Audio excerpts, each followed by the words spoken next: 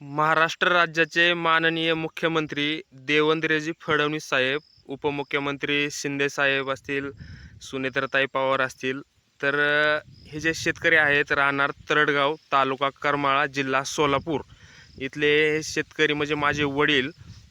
तर 1 वर्षापूर्वी मागेल त्याला सौर कृषी पंप या योजनेअंतर्गत सौर पंपासाठी अर्ज दाखल केला होता. तर तो अर्ज मंजूर होऊन 1 महिन्यापूर्वी आपलं जे सौर कृषी पंप आहे त्याचं इन्स्टॉलेशन या ठिकाणी केलेलं होतं.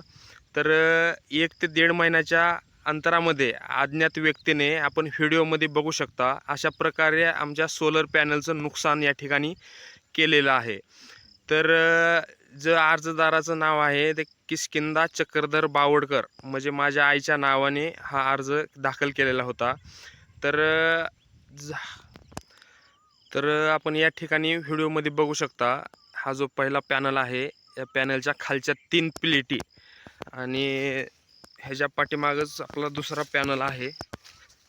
या पॅनलच्या खालच्या 3 प्लेटी अशा 6 प्लेटचं एकूण 6 प्लेटचं नुकसान या ठिकाणी अज्ञात व्यक्तीकडून करण्यात आलेलं आहे. तर असं जर अज्ञात व्यक्तीने जर असं शेतकऱ्यांचं नुकसान केलं तर भविष्यामध्ये जे आता सौर कृषी पंप चालवणं या ठिकाणी अवघड होणार आहे. तर जो अज्ञात व्यक्तीच्या विरोधामध्ये कडक कारवाई या ठिकाणी झाली पाहिजे, हे आव्हान मी या व्हिडिओमार्फत मुख्यमंत्री साहेब असतील किंवा उपमुख्यमंत्री असतील यांना करू इच्छितो. आणि आता हे जे सौर कृषी पंपाचं झालेलं नुकसान आहे यामुळे जर आमच्या शेतीला पाणी द्यायचं अवघड झालेलं आहे, तर याची दखल लवकरात लवकर शासनामार्फत घेण्यात यावी असं या व्हिडिओच्या माध्यमातून मी आव्हान करतो. आणि जो काय अज्ञात व्यक्ती असेल त्याच्या विरोधात कडक कारवाई या ठिकाणी झाली पाहिजे.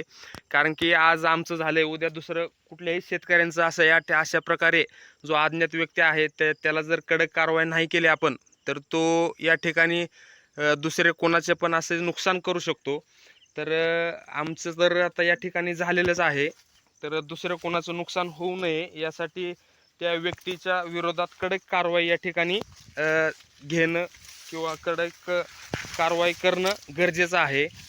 तर जे आपण लाडक्या बहिणींना महिन्याला 1,500 रुपये देता, तर तसंच लाडक्या बहिणींचे जे सोलारचं असेल याचं रक्षण करणं किंवा अज्ञात व्यक्तीचा जो कोणी करत असेल त्याच्या विरोधात गुन्हा दाखल करून त्याची सखोल चौकशी या ठिकाणी झाली पाहिजे असं मी या व्हिडिओच्या माध्यमातून आपणाला कळकळीची विनंती करतो. कारण की आज समजा आता इथं आमचं झालेलं आहे, तिथंच आता पाठीमागं तुम्हाला दिसत असेल तिथं आमच्या चुलत्यांचं आहे. असं आता ह्याला जर अज्ञात व्यक्तीकडून काय करण्यात आलं, जर आपण जर याच्यावर कडक कारवाई नाही केली तर अज्ञात व्यक्ती असे सगळ्यांचेच नुकसान करत राहील असं मी या व्हिडिओच्या माध्यमातून मुख्यमंत्री साहेब असतील किंवा उपमुख्यमंत्री साहेब असतील या सगळ्यांना माझं या व्हिडिओच्या माध्यमातून आव्हान आहे.